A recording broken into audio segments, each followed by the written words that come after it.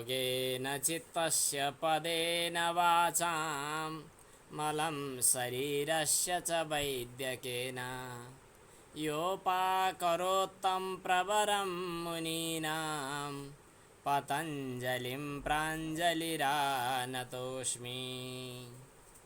अज्ञानतिमिरान्धस्य ज्ञानाञ्जनशलाकया चक्षुरुन्मीलितं येन तस्मै श्रीगुरवे नमः। सद्गुरुदेव भगवान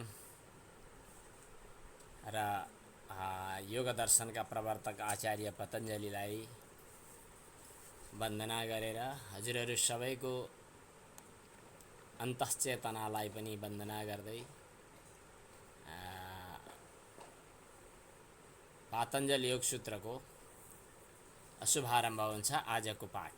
आज 32औं सूत्रलाई हामीले फेरि दोहोर्याउँछौँ। हिजो हामी 31औं सम्म पुगेका छौँ।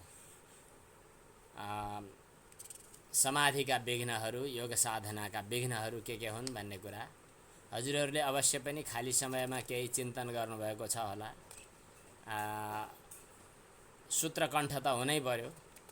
तोकिएका सूत्र त विशेष रूपमा अरूलाई पढाउन तयार, र अब हामी जब पुरै पढ्न खोज्दैछौँ भनेपछि अरू पनि सूत्रहरूलाई तयार गर्ने र यिनमा चाहिँ एक त अर्थ विचार गर्ने त छँदैछ, फेरि मन्त्रको रूपमा सूत्रकारले उपन्यास सूत्रकारले तयार गरेका सूत्रहरूमा विशेष त्यसको साधनाको अर्को एउटा स्वाध्यायजन्य पुण्य लाभ हुन्छ भन्ने दृष्टिले पनि यसको अभ्यास गर्नुपर्दछ।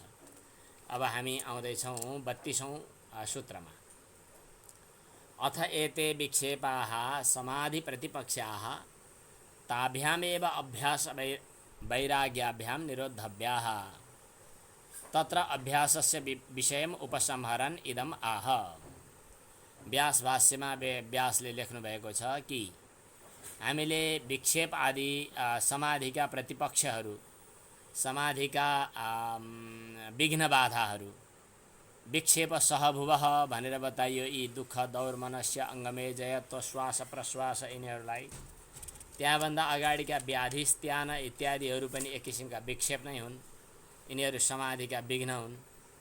यिनीहरूको समाधि प्रतिपक्षाः, प्रतिपक्ष भनेको शत्रु, यिनीहरू समाधिका शत्रुहरू पनि हुन्। त्यसकारणले ताभ्यामेव भनेको यी अभ्यास र वैराग्यद्वारा नै, अभ्यास वैराग्याभ्याम, भ्याम लगाएपछि द्विवचन हुन्छ, यिनीहरूबाट निरोद्धव्या, तिनीहरूको निरोध गर्नुपर्दछ। अब अभ्यासको प्रकरण जो थियो नि हामीले सुरु गऱ्यौँ, त्यो अभ्यास प्रकरणको उपसंहार गर्दै सूत्रकारले यो 32औं सूत्र उल्लेख गर्नुभएको छ कि तत् प्रतिषेधार्थम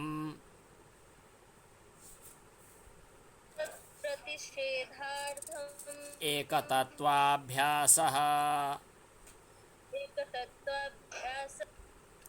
अगाडि सुरु गरेको जो अभ्यास हो त्यहाँबाट यहाँसम्म यो अभ्यासकै प्रकरण हो। हामीले सुरुमा चाहिँ जो अभ्यास वैराग्याभ्याम तन्निरोधबाट सुरु गऱ्यौँ र तत्र स्थितौ यत्नः अभ्यासबाट अभ्यासको प्रकरण एक किसिमले सुरु गऱ्यौँ। त्यसको उपसंहार यहाँसम्म, विषयम उपसंहरन, त्यो अभ्यासको महत्तालाई यहाँसम्म लिएर आउनुभएको छ।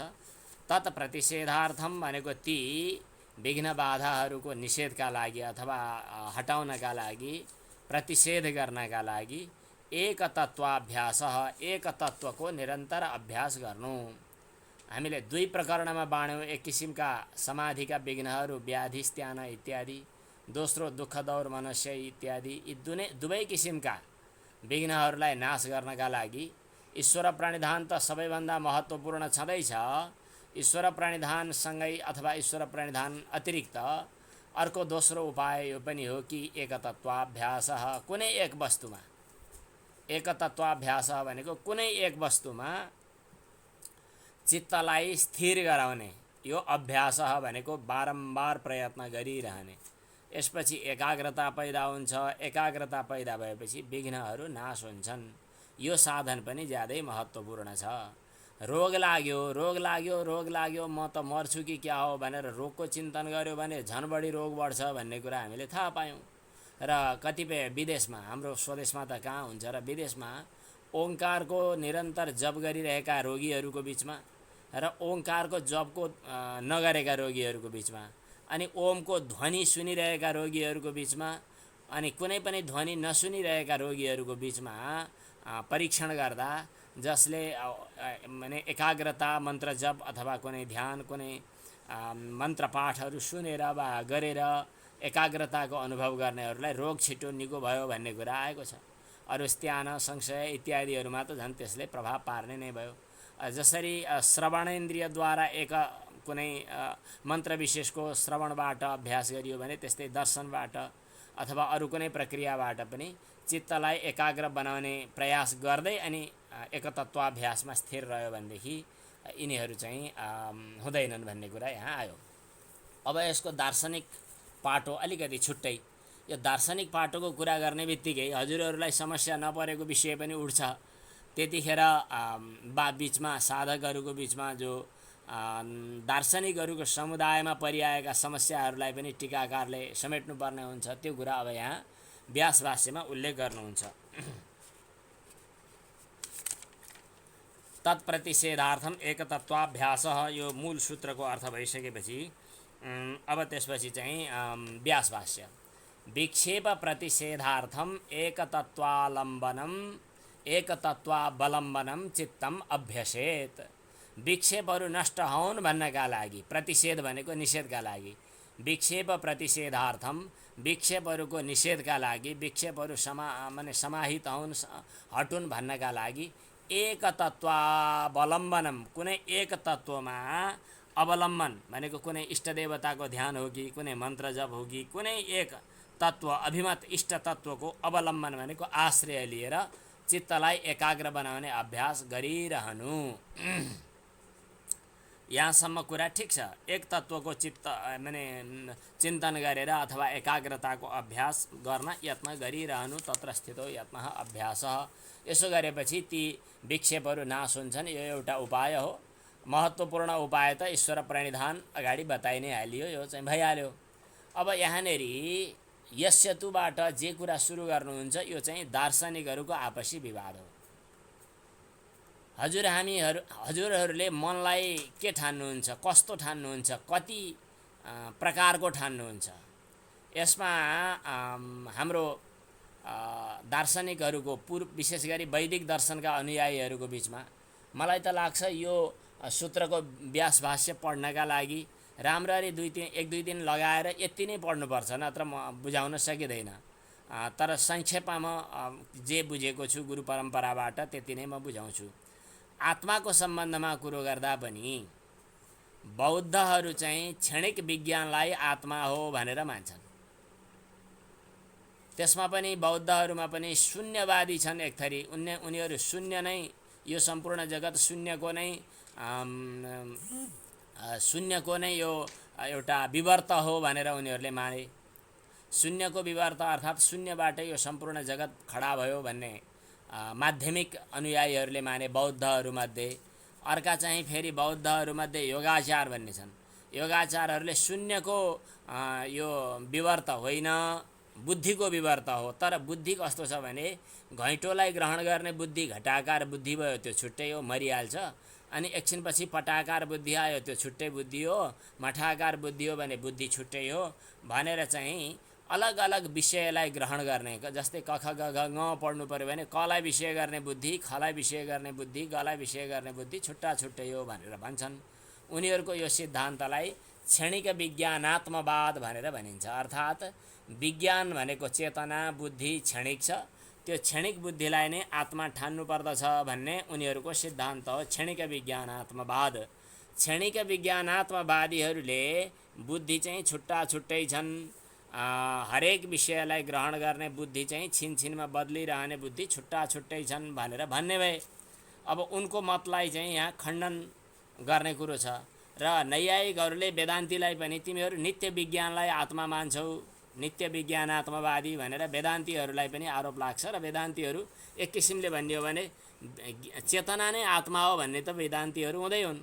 चेतना नै आत्मा हो, तर चेतना नित्य छ भन्ने मान्ने चाहिँ वेदान्त दर्शन। अनि होइन बुद्धि नै, त्यो पनि अति क्षणिक। क्षणिक भनेको तेस्रो क्षणमा मर्छ भन्ने सिद्धान्त छ।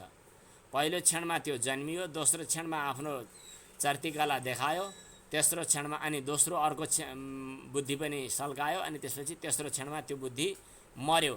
यस किसिमको बुद्धिलाई के अरे सिद्धान्तलाई क्षणिक विज्ञानात्मवाद भनेर बताइएको छ। क्षणिक विज्ञानात्मवादीहरूले के भन्छन् त भन्दाखेरि विज्ञान भनेको, चेतना भनेको, ज्ञान भनेको एउटा प्रत्यय हो, प्रतीति हो, थाहा हो, जानकारी हो, त्यो छिनछिनमा बदलिरहन्छ भन्ने छ। त्यो सिद्धान्त मान्नेहरूको चिन्तनलाई खण्डन गरेर हामी के भन्न खोज्दैछौँ त भन्दाखेरि चित्त एउटै छ, हरेक विषयहरूमा तत्तद आकारमा परिणत हुन्छ, तर वस्तुतः चित्त एउटै छ भन्ने हाम्रो सिद्धान्त हो। एउटै चित्तले हरेक विषयलाई ग्रहण गर्दछ, यो हाम्रो चिन्तन भयो। यही हाम्रो भनाइलाई चाहिँ यहाँ स्थापित गर्नका लागि यो व्यास भाष्यको कुरा आयो। यस्य तु प्रत्यर्थ नियतम, यसलाई स्क्रिन सेयरमा पनि लैजाउँ है त। यस्य तु प्रत्यर्थ नियतम प्रत्ययमात्रं क्षणिकं च चित्तं तस्य सर्वमेव चित्तम एकाग्रम नास्तेव विक्षिप्तम। अब जसको मतमा, यस्य तु भनेको जसको मतमा, अर्थात् वैनाशिकहरूको मत भन्नु पर्यो यसलाई। यस्य तु भनेको जसको मतमा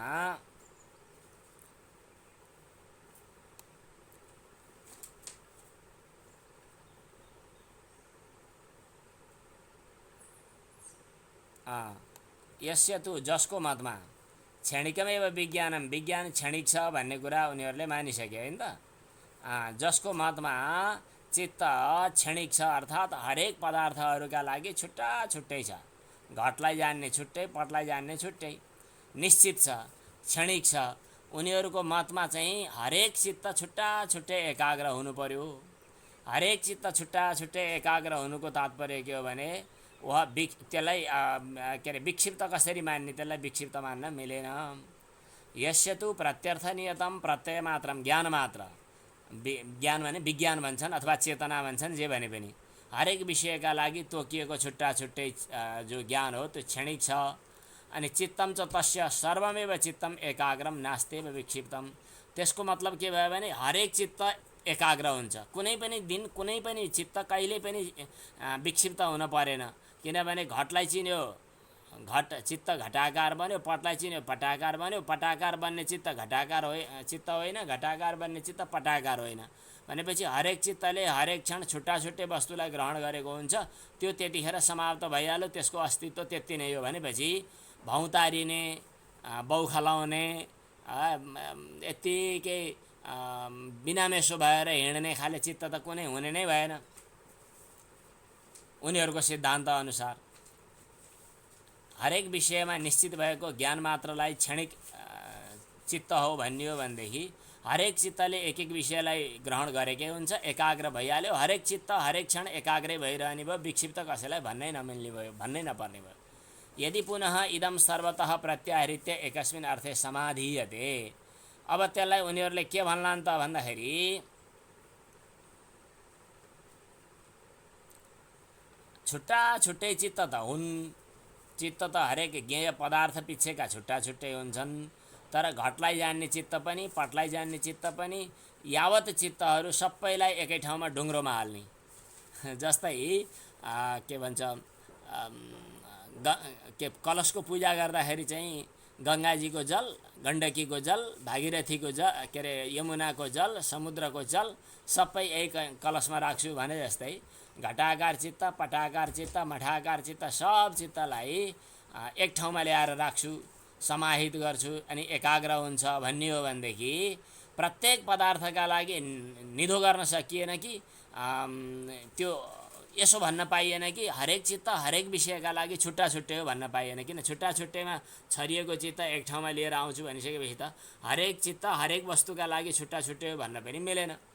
त्यसकारणले उनीहरूको भनाइमा अलिकति अब यही खण्डन हुँदैछ। यदि पुनरिदम चित्तम सर्वतः प्रत्याहृत्य एकस्मिन् अर्थे समाहिधीयते, एक ठाउँमा ल्याइन्छ, तदा भवति एकाग्रम इति अतः न प्रत्यर्थ नियतम। एकाग्र भयो भन्छौ भनेदेखि प्रत्येक विषयका लागि छुट्टा छुट्टै भन्ने तिम्रो सिद्धान्त स्थापित भएन।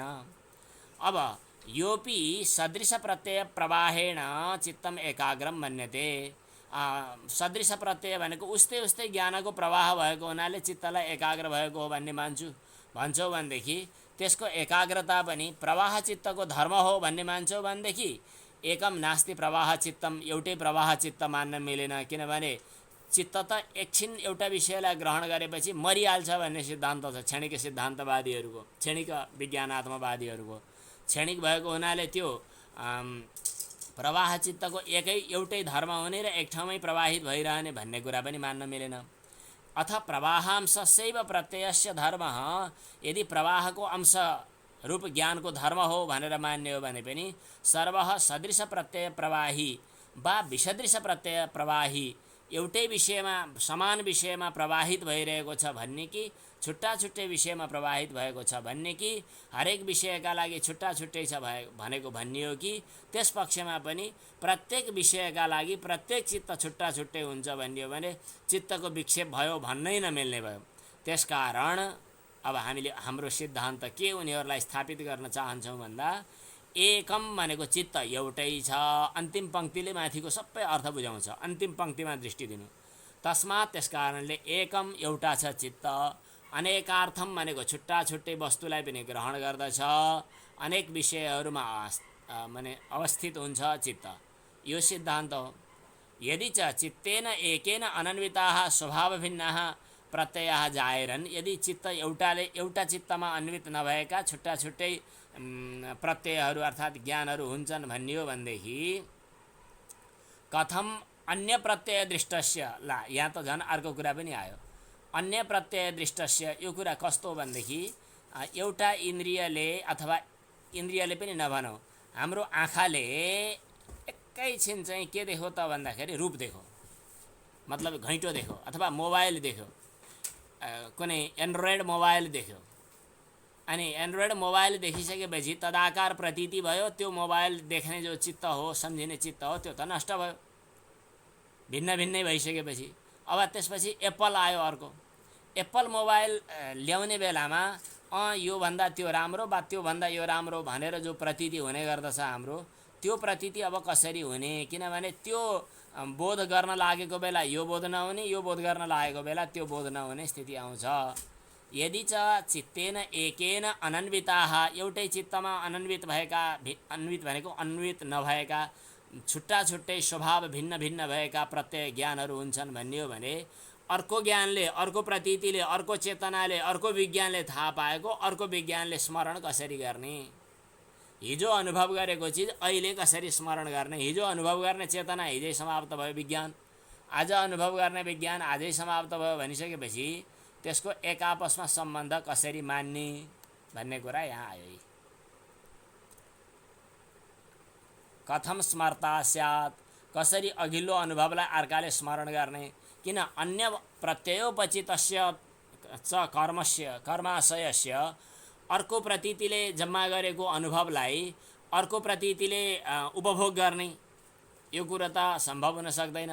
कथञ्चित समाधीयमानम अपि एतत्, यसलाई तिमीले कुनै तरिकाले समाधान गर्छु, त्यो पनि आउँछ यो पनि आउँछ, प्रतीति त्यताबाट पनि यताबाट पनि मैले ग्रहण गर्दछु भन्छौ भनेदेखि एउटा अनौठो उखान, गोमय पायसीय उखान को भने जस्तो हुन्छ भन्ने कुरा आयो। जसरी हामीहरू चाहिँ गाउँ के भन्छ साना साना चुट्किला वा लोककथा वा साना साना कुराहरू बाँदरको पुच्छर लौरो न हतियार भने जस्तै भयो भन्नु पर्यो भने त्यसलाई के भन्छन्?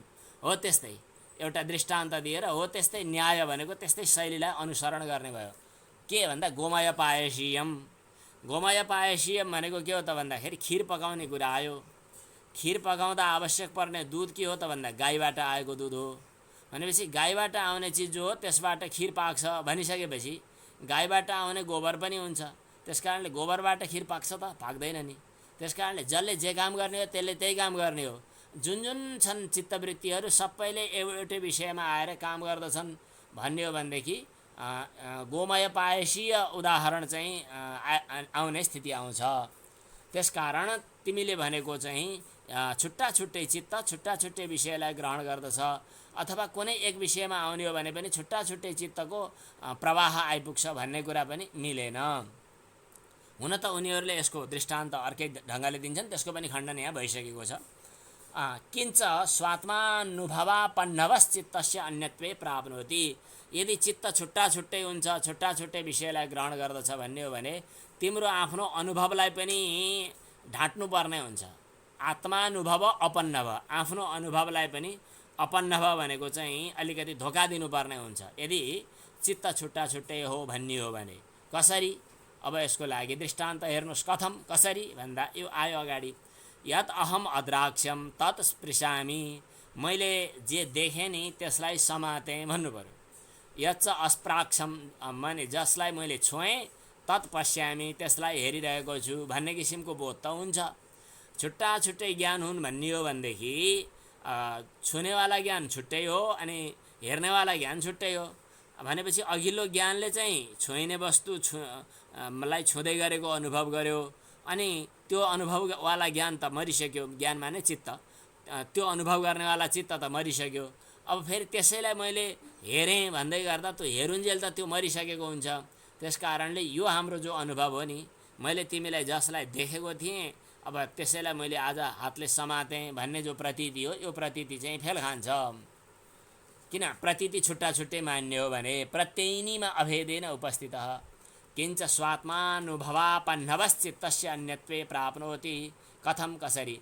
यद् अहम अद्राक्ष्यम तत् स्पृशामि यच्च अस्प्राक्ष्यम तत् पश्यामि भन्ने हो भने अहम इति प्रत्ययः, यस किसिमको ज्ञान जो हो सर्वस्य प्रत्ययस्य भेदे, सबै प्रतीतिमा भेद भिन्नता हुँदाखेरि प्रत्ययिनीमा प्रत्ययीमा माने ज्ञानवानमा माने प्रत्ययको भेद प्रत्ययीमा आयो, अभेदेन उपस्थित भयो।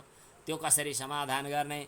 एक प्रत्यय विषय अयम अभेदात्मा अहम, मैले चाहिँ यो प्रतीतिलाई विषय गरेँ, मतलब यो ज्ञानलाई, यो वस्तुलाई मैले ज्ञानद्वारा विषय गरेँ भन्ने खाले अहम इत्याकार जो प्रतीति हुन्छ भिन्न भिन्न चित्तमा वर्तमान भएको मान्यो भनेदेखि त्यो सम्भव छैन। कसरी हुन सक्छ र?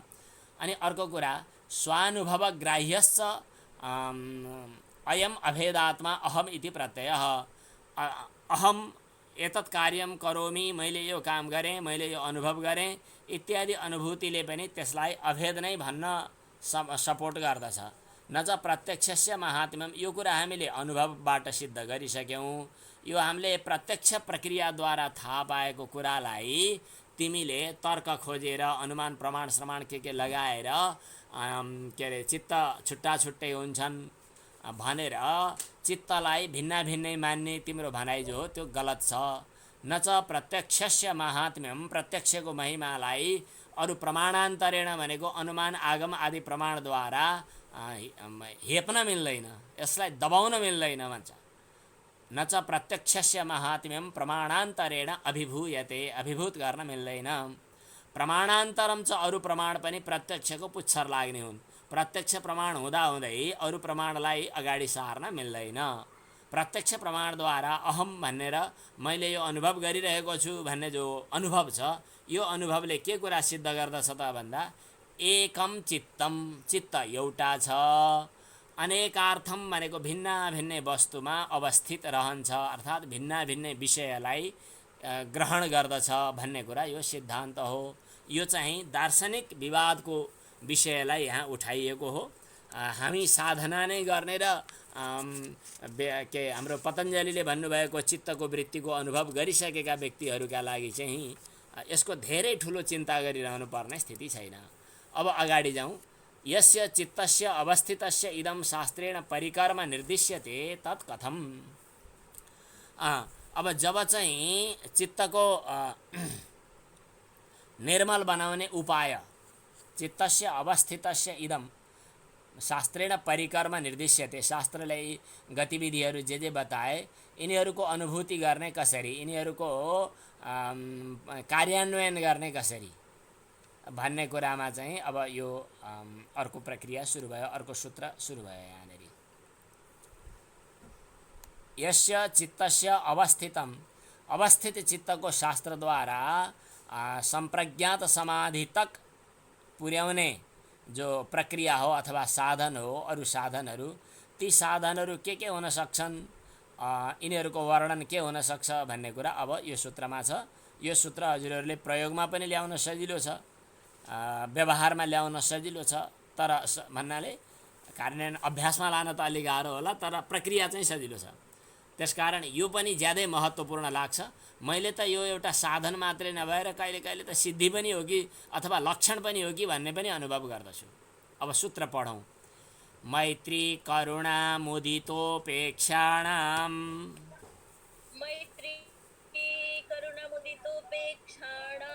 सुख दुःख पुण्य पुण्य विषयाणां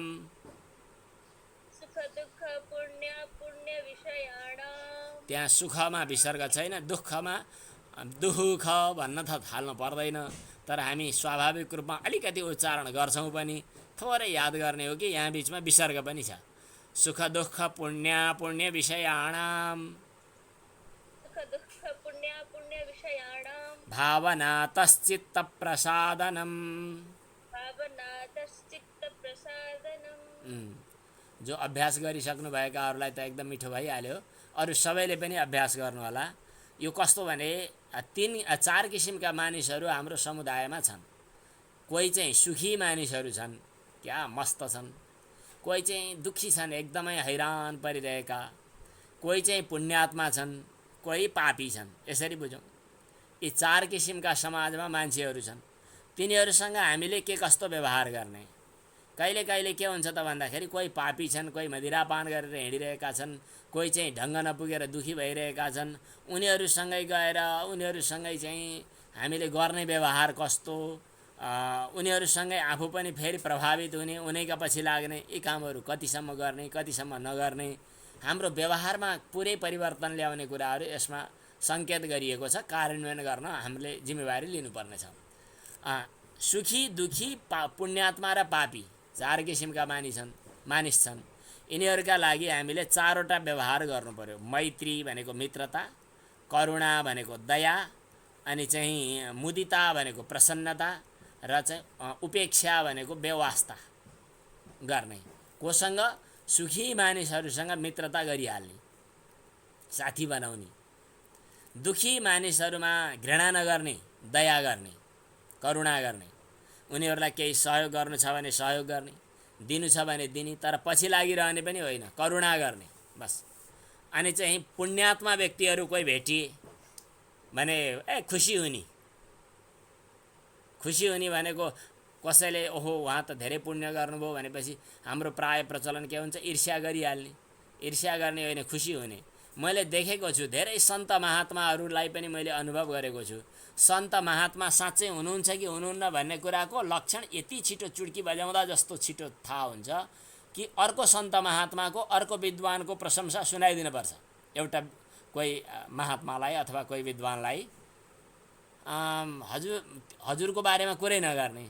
उहाँ मैले भेटेको थिएँ, एकजना विद्वान हुनुहुँदो रहेछ, उहाँ त असाध्यै ठुलो विद्वान हुनुहुन्छ, मैले त्यस्तो विद्वान त आजसम्म देखेकै थिएन भनेर अर्को विद्वानको कुरा यता सुनाइदियो भने नजाने त्यो ढङ्गले यो विद्वानको मनभित्र मलाई चाहिँ अलिकति झार्न खोज्यो यसले, त्योभन्दा त म पो बढी थिएँ त भन्ने किसिमको भावनाले एउटा अलिकति जमघट गरिहाल्छ। त्यसकारण कोही अर्को मान्छे विद्वान छ, अर्को मान्छे पुण्यात्मा छ, अर्को ठुलो साधु छ भन्ने कुरा सुन्दा ज्यादै खुसी हुनु। अनि कोही त्यस्तो व्यक्तिहरूसँग भेट्दाखेरि त्यस्ता व्यक्तिहरूसँग के मुदिता प्रसन्नता व्यक्त गर्नु, खुसियाली व्यक्त गर्नु, यो राम्रो कुरा हो। त्यसकारणले के गर्नु पर्दा पुण्यात्मासँग मुदिता, मुदिता भनेको खुसियाली प्रसन्नता। अनि अपुण्य भनेको पापी व्यक्तिहरू छन्। पापी भनेको हत्या हिंसा दुराचार भ्रष्टाचार गर्ने मान्छेहरू। अब उनीहरूसँग पछि लागे गर्ने हो भनेदेखि आफूलाई पनि अप्ठ्यारो पर्छ। त्यस्तालाई के गर्ने त भन्दा उपेक्षा गर्ने, वास्तै नगर्ने। राजनीतिमा कति मान्छेहरू भ्रष्ट भए, खराब भए, समाप्त खत्तम पारे। अब योगीहरूको कर्तव्य के हो भने जुन समयमा जे निर्णय गर्नुपर्छ ठिक निर्णय त गर्ने, तर उनीहरूको भनाइ र उनीहरूको गतिविधिबाट आफू हलचल भएर छटपटाउने काम नगर्ने। जेसुकै मरुन् यिनीहरूको काम गरिरहन्छन्, मैले मेरो काम गर्ने, उनले उनको काम गरिरहन्छन् भन्ने उपेक्षा भनेको बेवास्ता गर्ने। यस्तो काम गर्यो भने के हुन्छ त भन्दा चित्तमा प्रसादन, प्रसन्नता, एकाग्रता, चित्तको चाहिँ अलिकति चाहिँ यो प्रसाद आउँछ भन्ने कुरा यहाँ आयो। यो प्रसङ्ग, यस्तै प्रसङ्ग गीता आदिमा पनि अन्यत्र पनि धेरै ग्रन्थहरूमा यो आएको छ, बुद्धको उपदेशमा पनि यो आएको छ। अब यसलाई व्यास भाष्यमा अलिकति संक्षेपमा थोरै छ, यसलाई अलिकति सङ्केत गरौँ, धेरै व्याख्या गर्ने समय पनि छैन। सर्वप्राणीषु, तत्र सर्वप्राणीषु, सबै प्राणीहरूमा, सुख सम्भोगापन्नेषु, सुख सम्भोगले युक्त भएका अर्थात् सुखको भोग गर्न मौका मिलेका मानिसहरूसँग मैत्रीम भावयेत, मित्रताको भावना गर्नु। दुःखितेषु करुणाम, दुःखी व्यक्तिहरूमा करुणा। यसको दृष्टान्त कथा आख्यान सुनायो भने मजा आउँछ, तर त्यतातिर समय खर्चिन्छ, म त्यता लाग्दिनँ। दुःखीहरूमा करुणा। पुण्यात्मकेषु मुदिताम, पुण्यात्मा व्यक्तिहरूमा मुदिता भनेको प्रसन्नता। अनि त्यसपछि चाहिँ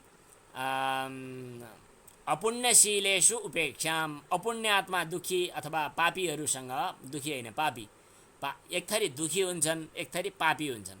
दुःखीसँग चाहिँ करुणाको व्यवहार गर्ने, पापीसँग, दुष्टहरूसँग चाहिँ उपेक्षाको व्यवहार गर्ने, बेवास्ता गर्ने, त्यतातिरको सँगै नगर्ने, वास्तै नगर्ने।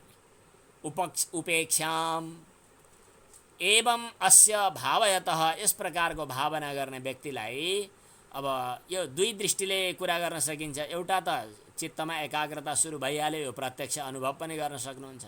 यदि प्रत्यक्ष अनुभव गर्न सक्नु भएन भने अर्को दृष्टिले पनि हेर्न सकिन्छ कि के हुन्छ त भन्दाखेरि शुक्लो धर्मः उपजायते, धर्म उत्पन्न हुन्छ। त्यस्तो कर्म गर्दा ऋषिले भन्नुभएको धर्म पुण्य पैदा हुन्छ। त्यो पुण्यले के गर्दछ त भन्दा चित्त शुद्धि बनाउँछ। चित्त शुद्ध भएपछि चित्त एकाग्र हुन्छ र स्थिर अवस्थामा पुग्छ। स्थिति पदम लभते, यो चाहिँ चित्त प्रसादन हुन्छ भन्ने कुरा आयो। अब यस्तै एउटा अर्को पनि चित्त शुद्धिको उपाय बताइयो। अर्को शुद्धिको उपाय के त भन्दा यो प्रच्छर्दन, यहाँ प्रछर्दन नभन्ने प्रच्छर्दन, यहाँ च पनि छ मागमा है। प्रच्छर्दन विधारणाभ्यां वा प्राणस्य,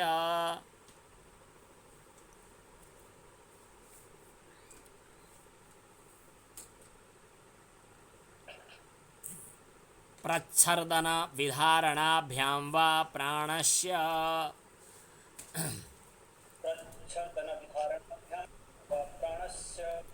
प्राणस्य, प्राणको, यो त हजुरहरूले दैनिक रूपमा भन्नुहुन्छ पनि र अभ्यास पनि गरिरहनु भएको छ।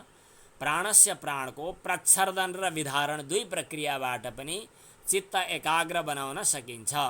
चित्तको एकाग्रताका लागि प्राणायाम सबैभन्दा महत्त्वपूर्ण साधन हो, सजिलो। त्यसकारण किनभने जति जति चित्त बाहिर बाहिर दौडिन्छ त्यति त्यति श्वास अनवस्थित हुन्छ, अव्यवस्थित हुन्छ। जस्तै चिन्ता बढी हुँदा, शोकले व्याकुल हुँदा, कुनै कुराको ज्यादा हर्ष हुँदा, ज्यादा दुःख हुँदा, जब चित्त छटपटाउँछ त्यतिखेर श्वास बढ्ने, सुस्केरा बढी हाल्न मन लाग्ने, अनि मनमा चाहिँ जति विक्षोभ हुन्छ, जति एउटा मनमा हलचल आउँछ त्यति श्वासमा पनि परिवर्तन आउने हुन्छ। जति श्वासको प्राणको सूक्ष्मता भयो त्यति चित्त सूक्ष्म हुँदै गर्छ भनेर हामी पहिला शारीरिक स्वस्थताको लागि, अभ्यासको लागि सुरुमा कपालभाति आदि अभ्यास गर्छौँ जो हठयोग अन्तर्गत पर्दछन्। तर चित्तको एकाग्रताको लागि नाडी शोधन प्राणायाम हुँदै हुँदै गइसकेपछि अझ यति कि श्वास लिएको थाहा नै नहोस्, श्वासको गतिले बाहिरको एकदम सानोभन्दा सानो, एकदम हल्काभन्दा हल्का चाहिँ कपासको अथवा कुनै वस्तु विशेषको पनि हलचल नहोस्, नाकको नजिकै लगेको वस्तुको पनि श्वास अति सूक्ष्म बनोस्। यस्तो खाले पनि योगीहरूले अभ्यास गर्नुहुन्छ, यो हामीले सुनेका छौँ। अब यहाँ प्रच्छर्दन र विधारण दुईटा प्रक्रिया आए। प्रच्छर्दन भनेको के हो त भन्दा कौष्ठस्य वायोः, बाहिर व्याख्या गर्नु परेन, व्यासजीले जे भन्नुभएको छ। कोष्ठ भनेको पेट, कोठा हो, कोठालाई कोष्ठ भन्छन्। हामी अक्षर लेख्दाखेरि यता र उता दुईटा चाहिँ ब्राकेट लगाएकोलाई कोष्ठकभित्र भन्ने चलन छ। कोष्ठ भनेको कोठा, हाम्रो शरीरको पेटको भुँडीभित्र जहाँ चाहिँ फोक्सो, जहाँ चाहिँ हामी प्राण श्वास राख्छौँ त्यसलाई पनि एक किसिमले कोष्ठ भनौँ। कोष्ठभित्र रहेकोलाई कौष्ठ्य भन्नु पर्यो। कौष्ठ्य वायु भनेको पेटभित्र, मतलब यो हामी जहाँ फोक्सोमा मतलब श्वास वायु प्राणवायु भर्दछौँ त्यहाँ रहेको वायो हो। वायुको नासापुटाभ्याम भनेको दायाँ बायाँ नाकको पुटप्वालबाट प्रयत्न विशेषात् भनेको तोकिएको प्रक्रिया बमोजिम। अब त्यो तोकिएको प्रक्रिया के हो यस सम्बन्धमा हजुरहरूले धेरै अभ्यास गर्नुभएको पनि छ। अन्यत्र फेरि हाम्रो आचार्यहरूले जो लेख्नुभएको छ भन्नुभएको छ त्यही हो प्रक्रिया। प्राणायामको अनुलोम विलोमको प्रक्रियाहरू अनि त्यसपछि कपालभातीका प्रक्रियाहरू सङ्ख्याहरू यसका अलग अलग जो छन् प्रयत्न विशेषात् विशेष प्रयत्नका आधारमा प्रच्छर्दनम बाहिर प्रकट गर्नु, विधारणम प्राणायाम अनि प्राणलाई भित्र लिनु चाहिँ विधारण भयो। प्रच्छर्दन भनेको बाहिर फ्याँक्नु, बमन गर्नु, बाहिर ओकेल्नु निकाल्नु, श्वास बाहिर फ्याँक्नु, अनि विधारण भनेको भित्र खिच्नु। यी दुईटा चाहिँ विधा भए। ताभ्याम वा मनसा स्थितिम सम्पादयेत, यी दुईटाबाट पनि मनको स्थितिलाई अथवा स्थिर गर्न सकिन्छ। नाडी शोधनहरू त यसको आरम्भिक लाभ भइ नै हाल्यो। अब यसपछि अर्को चित्तको निर्मलताको उपाय अब बताइयो। अब चित्तलाई निर्मल बनाइसकेपछि मन स्थिर गर्ने, यहाँ मन शब्दको प्रयोग भयो। हिजो हामीले मन र चित्तको कुरा गरेका थियौँ। थोरै वृत्तिका आधारमा संज्ञा भेद चाहिँ अवश्य छ, तर वस्तुतः भन्न खोजिएको वस्तु चाहिँ तत्त्व चाहिँ अन्तःकरणको रूपमा हामीले जो अन्य दर्शनमा बताएका थियौँ धेरै फरक जस्तो लाग्दैन। यति काम गरिसकेपछि चित्त स्थित हुन्छ अथवा चित्त एकाग्र हुन्छ भनेर चित्त शब्दकै कुरो गरिरहेको छ। मनस स्थिति निबन्धनी भनेर यहाँ कुरो आएको हुनाले पर्यायकै रूपमा अर्थान्तर के अरे शब्दान्तर पर्यायकै रूपमा यहाँ मन शब्दको प्रयोग गरिएको छ। अब अर्को सूत्र विषयवती वा प्रवृत्तिरुत्पन्ना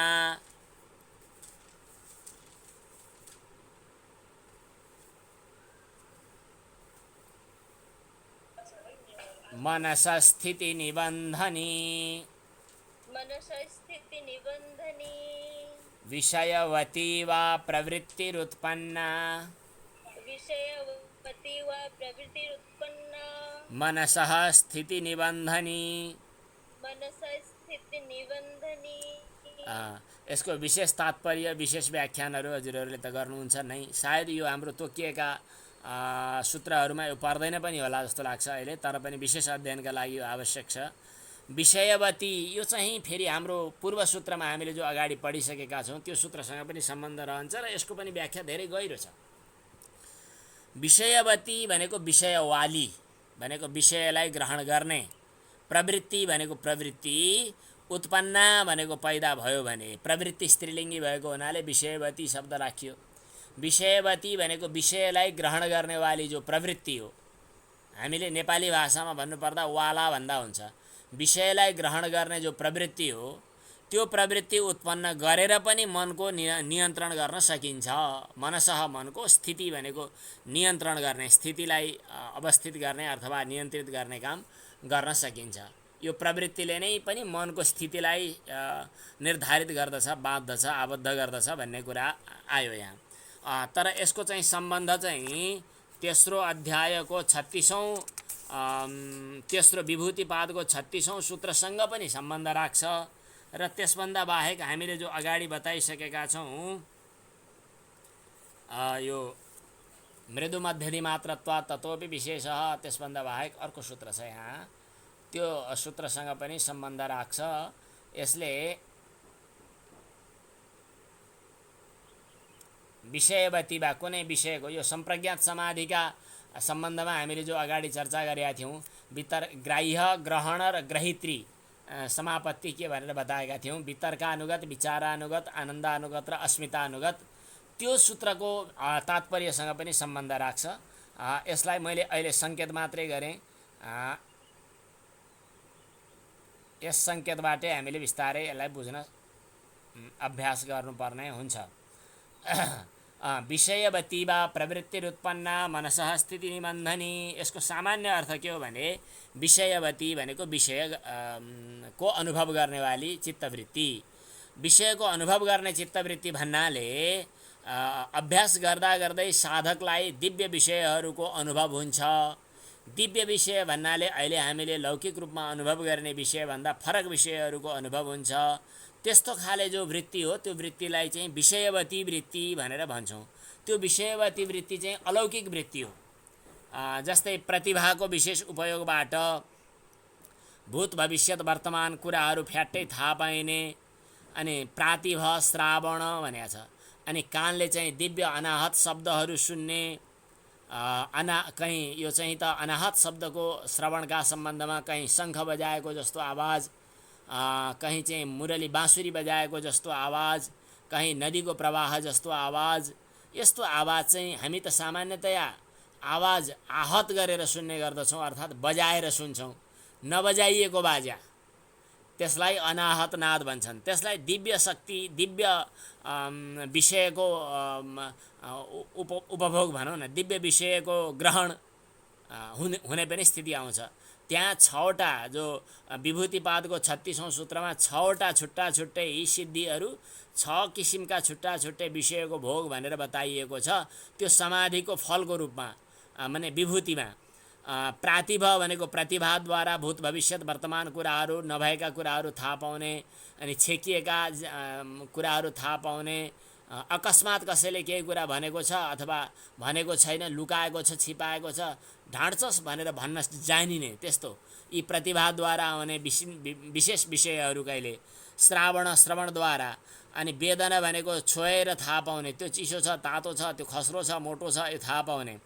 अनि आदर्श दिव्य रूप दर्शन गर्ने थाहा पाउने, आस्वाद दिव्य स्वाद थाहा पाउने, अनि वार्ता दिव्य कुराहरू, दिव्य गन्धहरू ग्रहण गर्न थाहा पाउने, इत्यादि विषयहरू चाहिँ आउँछन् भनेको छ। र त्यसपछि फेरि के बनाएको छ भन्दाखेरि, लौकिक अवस्थामा जागेर दुनियाँलाई सुनाउने भनियो भने दुनियाँले वाह क्या सिद्धि प्राप्त गर्नुभएछ भन्छन्, दुनियाँलाई चटक देखाउन चाहिँ काम लाग्छ। तर वास्तवमा समाधिमा तिनीहरू विघ्न हुन् भन्ने कुरा त्यहाँ गरिएको छ। ते समाधौ उपसर्गा व्युत्थाने सिद्धयः, समाधि अवस्थामा तिनीहरू चाहिँ विघ्न हुन्, जागेको बेलामा तिनीहरू सिद्धि हुन् भनेर वहाँ बताइएको छ। यस्ता दिव्य किसिमका विषयहरूको अनुभव गर्ने जो शक्ति हो भनौँ, सामर्थ्य हो अथवा वृत्ति हो, त्यो वृत्तिलाई विषयवती वृत्ति भन्नु पर्यो, विषयवती प्रवृत्ति भन्नु पर्यो। नासिकाग्रे अनि त्यस किसिमको प्रवृत्ति पैदा भयो भने पनि मनलाई एकाग्र बनाउन, स्थिर बनाउन चाहिँ काम लाग्छ। कहिले कहिले हाम्रा केही साधक छन्, अहिले पनि मैले स्वप्नमा चाहिँ भगवानको यस्तो स्वरूपको दर्शन पाएँ भन्छन्। अहिले पनि साधना गरेर बसिरहेका केही छन् हाम्रा साधकहरू। अनि त्यसो भए मैले कुन रूपको ध्यान गरौँ भन्दै गर्दा स्वप्न पुरुष दर्शनको कुरा वेदान्तमा पनि आउँछ। जुन रूप तिमीले स्वप्नमा भगवानको दर्शन पायो त्यही रूपको तिमी ध्यान गर भनेर उनलाई उपदेश दिएको छ। मन्त्रको सम्बन्धमा कुरो गर्दाखेरि मैले यो मन्त्र सुने, मैले यो मन्त्र प्राप्त गरेँ, ल त्यसो भए त्यो मन्त्र नै तिमीलाई स्वप्नमा स्वप्न पुरुष मतलब गुरुले अथवा भगवानले दिनुभयो भनेर हामीले बताउँछौँ। तर पनि हामीले शास्त्र वचनबाट जे कुराहरू सुन्यौँ, यी विषयवती प्रवृत्ति भन्नाले नाकको अग्रभागमा धारणा गर्दा गन्ध प्रवृत्ति अनुभूति हुने, त्यसलाई गन्ध प्रवृत्ति भन्यौँ। जिह्वाको अग्रभागमा चित्त माने स्थिर एकाग्र गरेर धारणा गर्दाखेरि रस संवित पैदा हुने अथवा रस प्रवृत्ति, अनि तालुमा धारणा गर्दा रूप संवित रूप प्रवृत्ति, जिह्वाको मध्यभागमा धारणा गर्दा स्पर्श संवित स्पर्श प्रवृत्ति, जिह्वाको फेदमा धारणा गर्दा शब्द संवित अथवा शब्द प्रवृत्ति इत्यादि वृत्तिहरू पैदा हुन्छन्।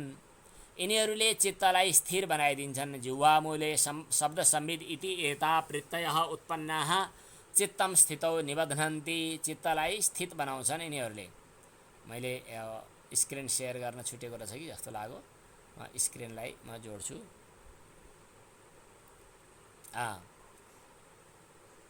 संशयम विधमन्ति, यिनीहरूले के गर्दछन् त भन्दा संशयहरूलाई नष्ट गरिदिन्छन्। संशयलाई विधमन माने फुकिदिन्छन्, संशयलाई कम गरिदिन्छन्। समाधि प्रज्ञायाम च द्वारी भवन्ति, समाधि प्रज्ञा प्राप्त गर्नका लागि द्वारको रूपमा सहयोगीको रूपमा काम गर्दछन्। एतेन यसद्वारा चन्द्रादित्य मणि प्रदीप रश्म्यादिषु प्रवृत्तिरुत्पन्ना विषयवती एव, यिनीहरूले जो विशेष किसिमका प्रवृत्तिहरू कहिले पैदा हुन्छन् यी पनि विषयवती प्रवृत्ति नै हुन्। चन्द्र भइहाल्यो, आदित्य, अनि त्यसपछि ग्रह, मणि, प्रदीप आदिमा पनि रश्मि आदिमा पनि प्रवृत्ति। यो पछाडि हाम्रो चाहिँ कहाँ चित्तवृत्तिलाई स्थिर गर्दा कुन सिद्धि प्राप्त हुने भन्ने कुरा चाहिँ पछाडि विभूतिपादमा विशेष रूपमा आउँछ। तत्तत् क्षेत्रमा गरिएका प्रवृत्तिबाट तत्तत् विषयको जो चाहिँ विशेष अनुभूति हुन्छ, विशेष सिद्धि प्राप्त हुन्छ, ती प्राप्त हुने सिद्धिहरूलाई पनि विषयवती सिद्धि नै भन्नु। यी विषयवती सिद्धिहरूबाट जो हामीलाई एउटा हामीले दिव्य अनुभव गर्दछौँ, त्यसमा चित्त टिकाउँदै गर्दा पनि चित्त स्थिर हुन्छ भन्ने यो पूर्व पङ्क्तिको कुरा आयो। अब यसपछि यद्यपि हुन त यी कुराहरू चाहिँ हजुरलाई शास्त्रले सुनायो, हामीले भन्यौँ, गुरुजीहरूले भन्नुभयो, ठिक छ, विश्वास पनि लाग्यो। तत्तत शास्त्रले सुनाए अनुसार अनुमान गरेर पनि कहिलेकाहीँ आचार्यको उपदेशद्वारा पनि अवगत भयो। अवगत भइसकेपछि यस किसिमको अर्थतत्त्वले, माने शास्त्रले, आचार्यले, अनुमान उपदेशद्वारा, गुरुको उपदेशद्वारा जानिएको कुराले पनि सद्भूतमेव भनेको यथार्थै हो। यथार्थै भएको हुनाले त्यसले पनि कुरो त ठिकै छ, यथार्थ अवस्था अर्थात् यथार्थ अर्थ प्रतिपादन गर्न समर्थ छँदैछ। तर पनि त्यसमा अलिकति आफ्नो अनुभव जोडिएन भने अलि पुरा हुँदैन। एतेषां यथाभूतार्थ प्रतिपादन सामर्थ्यात्, यिनीहरूमा यथार्थ माने जे हो त्यही सत्य अथवा परमात्मक ज्ञान पैदा गर्ने सामर्थ्य छ। तर पनि यावत् जबसम्म एकदेशोपि कश्चित् स्वकरण संवेद्यो न भवति, आफ्नै इन्द्रियद्वारा ती विशेष सिद्धिहरू, विशेष विषयवती प्रवृत्तिहरू आफ्नै इन्द्रियद्वारा अलिकति संवेद्य जबसम्म हुँदैनन्, तबसम्म यी सबै कुराहरू परोक्ष हुन्छन्। परोक्ष भएको हुनाले, अलि पराई भएको हुनाले, खास समाधि सिद्ध गर्नका लागि अथवा भनौँ कैवल्य सिद्ध गर्ने सहयोगी हुनका लागि पनि त्यति बलियो बन्दैनन् यिनीहरू। यहाँ यही पङ्क्ति लेखेको छ, मैले व्यासको भाष्यको तात्पर्य बताउँदैछु। यद्यपि भनेको हुन त, तथापि भनेको तर पनि। यद्यपि हुन त तत्तत् शास्त्रानुमानाचार्योपदेशैः, हजुरहरूले पङ्क्ति हेर्नुभएको छ भने काम लाग्छ, नत्र लाग्दैन। तत्तत् शास्त्रले, आचार्यले र अनुमानले बताएको कुरा भए पनि अर्थतत्त्वं सद्भूतमेव भवति भनेको वस्तुलाई चाहिँ सत्य रूपमा नै बताउँछ, सिद्ध गर्दछ। किनभने आचार्यले पनि अनि शास्त्रले पनि र अनुमान प्रमाणले पनि भएकै कुरा प्रतिपादन गर्ने हुन्। यथाभूतार्थ प्रतिपादन सामर्थ्य यिनीहरूमा छ। तथापि तर पनि यावत् जबसम्म एकदेशोपि यस विषयको अलिकति पनि झलक भनौँ न, अलिकति छनक कश्चित् कसैले स्वकर्ण संवेद्य न भवति, आफ्नै इन्द्रियद्वारा यदि संवेद्य भएन भने तब सर्वं परोक्षमेव, यो सबै कुरा परोक्ष जस्तै हुन्छ। अपवर्गादिषु सूक्ष्मेषु अर्थेषु मोक्षादि सूक्ष्म विषयहरूमा चाहिँ न दृढां बुद्धिम उत्पादयति, दृढ बुद्धि उत्पादन गर्न सक्छ भन्ने अलि हुँदैन। अलि दृढ बुद्धि उत्पादन गर्ने सामर्थ्य त्यसमा हुँदैन। तस्मात्, त्यस कारणले शास्त्रले बताएको, अनुमानले तोकिएको र आचार्यको उपदेशले बताइएको कुराको पनि आफैले अनुभव गर्नका लागि कुनै विशेष प्रयत्न गर्नै पर्दछ र त्यो प्रयत्नद्वारा यी कुनै विषयवती प्रवृत्तिलाई प्रत्यक्ष आफैले अनुभव गर्नै पर्दछ। तत्र तदुपदिष्टार्थैकदेश प्रत्यक्षत्वे सति, गुरुजीले उपदेश गरेको, शास्त्रले बताएको र अनुमानद्वारा सिद्ध भएको कुराको एकदेश भनेको अलिकति केही झलक यदि प्रत्यक्ष भयो भने सर्वं सुसूक्ष्म विषयमपि आपवर्गात् श्रद्धधीयते, अपवर्ग पर्यन्त पुर्याउने सूक्ष्म अरू विषयहरूमा पनि श्रद्धा पैदा हुन्छ। एतदर्थमेव इदं चित्त परिकर्म निर्दिश्यते, त्यसै कारणले नै यसलाई चित्त परिकर्म भनेर यसलाई बताइएको छ। वृत्तिहरू अनियत भएको अवस्थामा ती विषयहरूको अनुभवद्वारा वशीकरण हुन्छ, वशीकार, चित्तलाई वशीकरण गर्ने परिस्थिति प्राप्त हुन्छ, जसलाई वशीकार नाम गरेको जो अथवा सिद्धि भनेर पछाडि बताइनेछ। त्यसपछि चित्तम समर्थम स्यात्, अनि चित्त चाहिँ त्यसका लागि समर्थ हुन्छ र तत्तद विषयहरूको प्रत्यक्ष गर्न पनि सक्छ। यसपछि के हुन्छ त, त्यसमा तत्तद विषयहरूमा श्रद्धा अनि वीर्य अनि स्मृति र समाधिहरू पनि अप्रतिबद्ध रूपमा अगाडि बढ्न समर्थ हुन्छन् भनेर व्यास भाष्यको संक्षिप्त तात्पर्य बताइयो। यसको अलि विस्तृत रूपमा वर्णन गर्न त एउटै भाष्यको पङ्क्तिमा अलि लामो समय व्याख्या गर्नुपर्ने हुनसक्छ। अब यसपछि अर्को मन्त्रमा हामी जाउँ, यो पनि अर्को सूत्रमा हामी जाउँ। यो पनि हामीलाई चित्तको नियन्त्रणका लागि सहयोगी भनेर शास्त्रकारहरूले बताउनु भएको छ। विशोका वा ज्योतिष्मती। हामी यही सूत्रमा छौँ। यसको पनि उच्चारण गरौँ, सबैको गर्दैछौँ त। विशोका वा ज्योतिष्मती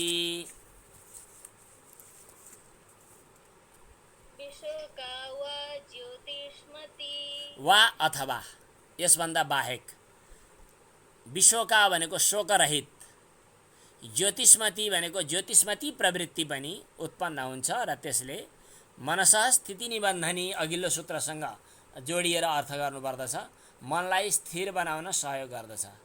विशोका भनेको शोकरहित, अनि ज्योतिष्मती प्रवृत्ति भनेको ज्योतिष्मती प्रवृत्ति पैदा हुन्छ, त्यसले पनि मनलाई स्थिर गराउँछ भन्ने कुरा यो सूत्रमा आयो। अब विशोका अनि ज्योतिष्मती प्रवृत्ति कसरी पैदा हुन्छ, यस सम्बन्धमा अलिकति व्यास भाष्यमा केही छ कि हेरौँ।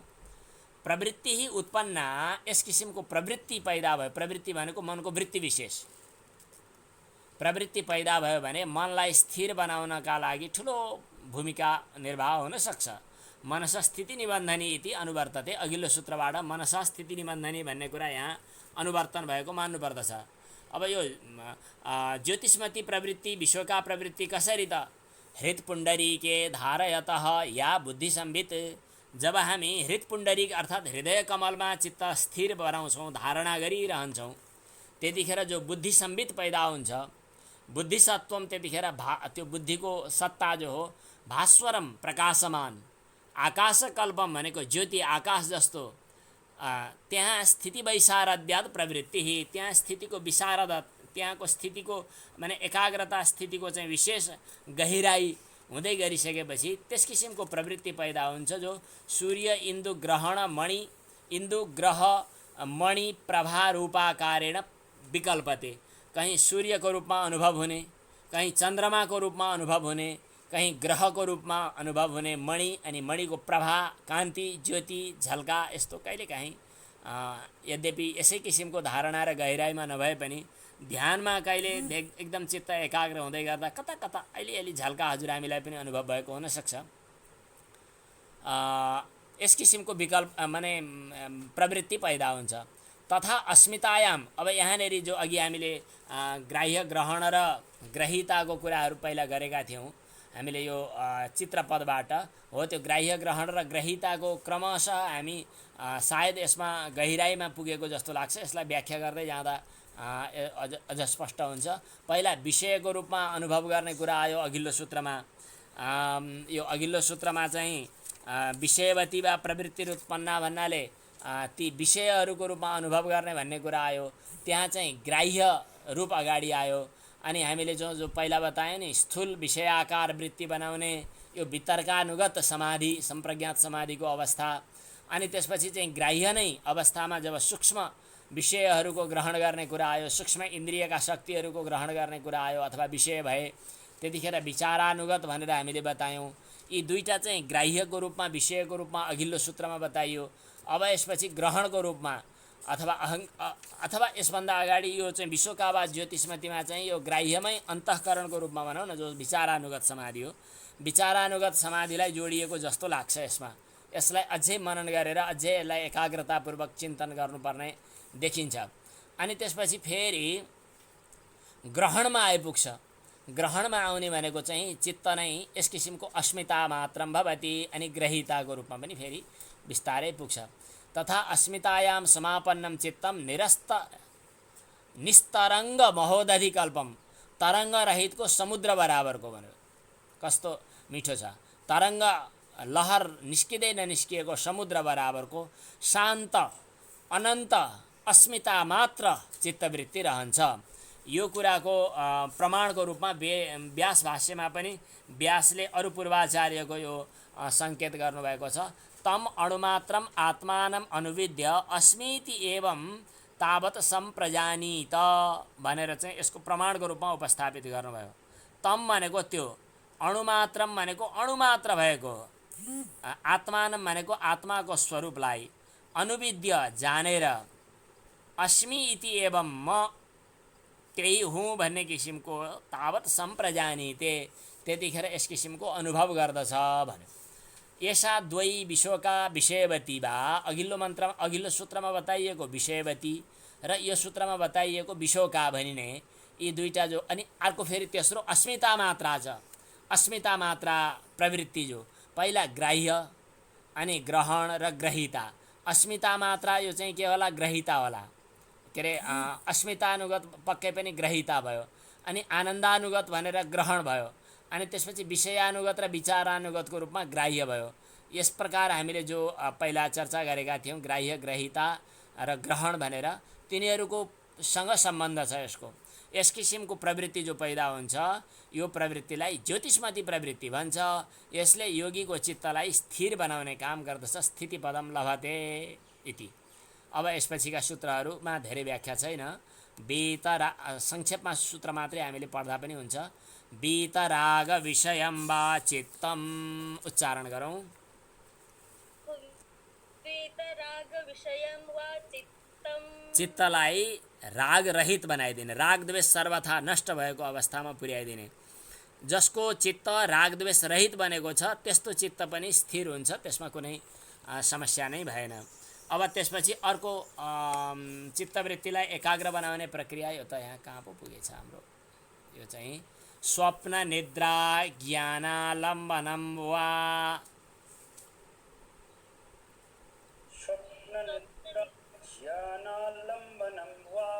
स्वप्नको कोही स्वप्नमा अलौकिक वस्तुहरूको अनुभव गर्ने हामीले अघि चर्चा गऱ्यौँ। अनि निद्राको माने स्वप्नमा अलौकिक इष्टदेवताको दर्शन हुने, स्वप्नमा मन्त्र सुन्ने, स्वप्नमा कुनै विशेष अनुभव हुने अनि त्यसैको स्मरण गरेर चित्त एकाग्र भइरहने यो कुरा पनि हुन्छ। अनि निद्रा भन्नाले सुषुप्ति अवस्था, सुषुप्तिको चिन्तन गर्ने कुरा विशेष गरी वेदान्तको परम्परामा अद्वैत वेदान्तको सम्प्रदायमा कुरा गरिन्छ। सुषुप्ति अवस्थामा वृत्ति शून्य अवस्थामा तिमी चित्त टिकाऊ, त्यसको विचार गर भन्ने कुरा बारम्बार भनिन्छ। यहाँ निद्रा भन्नाले सुषुप्तिलाई बुझ्नुपर्ने भयो। गाढ निद्रा अवस्थामा चित्तको वृत्तिको अभावको ज्ञान मात्रै रहन्छ। त्यतिखेर कुनै पनि पदार्थको प्रतीति हुँदैन। जसरी त्यसै गरी चाहिँ सम्पूर्ण वृत्तिहरूको बाध गर्ने, हुन त वृत्तिको पछि आएर थियो भन्ने कुरा अनुमान गऱ्यौँ, तर पनि स्वप्नकालमा कुनै सुषुप्तिकालमा कुनै पनि कुरा थाहा हुँदैन, वृत्तिहरू देखिन्नन्, वृत्तिको अभाव मात्र रहन्छ। यस किसिमको वृत्तिको अभावको आलम्बन गरेर पनि चित्तलाई नियन्त्रण गर्न सकिन्छ भनेर यो स्वप्न निद्रा ज्ञानालम्बनम वा भन्यो। व्यास भाष्यमा चाहिँ वीतराग चित्तालम्बनोपरक्तम वा योगिनश्चित्तं स्थितिपदं लभते स्वप्न ज्ञानालम्बनं वा निद्रा ज्ञानालम्बनं वा तदाकारं योगिनश्चित्तं स्थितिपदं लभते अथवा यथाभिमतध्यानाद् वा उच्चारण।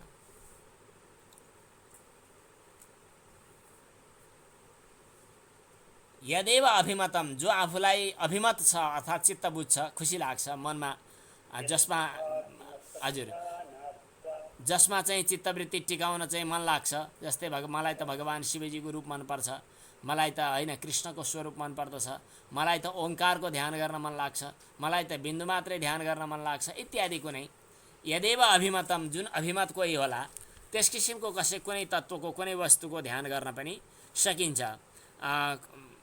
अथवा यस किसिमको अगाडि जो विभिन्न प्रक्रियाहरू हामीले बतायौँ, विभिन्न प्रक्रियाहरूमध्ये जो आफूलाई अनुकूल होला जस्तो लाग्दछ, बहुवैकल्पिक प्रश्नहरू भने जस्तै आफूलाई उपयुक्त साधनहरूमध्ये जो आफूलाई चाहिँ अभिमत छ त्यो अभिमत प्रक्रियाबाट चित्तलाई एकाग्र बनाउँदा पनि ध्यान गर्दा पनि चित्त स्थिर हुन्छ। यहाँ यथाभिमतको मैले दुईटै तात्पर्य ल्याउन खोजेँ। यथाभिमत कुनै इष्टदेवता आफ्नो रुचि अनुसारको इष्टदेवताको ध्यान गरेर चित्तलाई नियन्त्रण गर्न सकिन्छ, यो पनि हो। यथाभिमत भनेको हामीले जुन जति प्रक्रियाहरू बतायौँ विभिन्न किसिमका, ती प्रक्रियाहरूमध्ये आफूलाई जुन अभिमत छ तदनुकूल माने चित्तको एकाग्रताको अभ्यास गरेर पनि चित्त स्थिर बनाउन सकिन्छ। यदेव अभिमतम तदेव ध्यायेत तत्र लब्धस्थितिकम, त्यहाँ एक ठाउँमा स्थिति लब्ध प्राप्त भयो भने अन्यत्रापि स्थितिपदम लभते इति, अन्यत्र पनि ऊ स्थिर हुन सक्छ। आज समय अलि अतिक्रान्त भइसकेछ, आज यहाँसम्म पुर्यायौँ। भोलि सकियो भने यो पहिलो हामीले समाधिपात पुरा गर्न सकौँला। लगभग भोलिका लागि चाहिँ 12 सूत्र बाँकी छन् जस्तो लाग्छ। ओम पूर्णमदः पूर्णमिदं पूर्णात् पूर्णमुदच्यते पूर्णस्य पूर्णमादाय पूर्णमेवावशिष्यते। ओम शांति शांति शांति।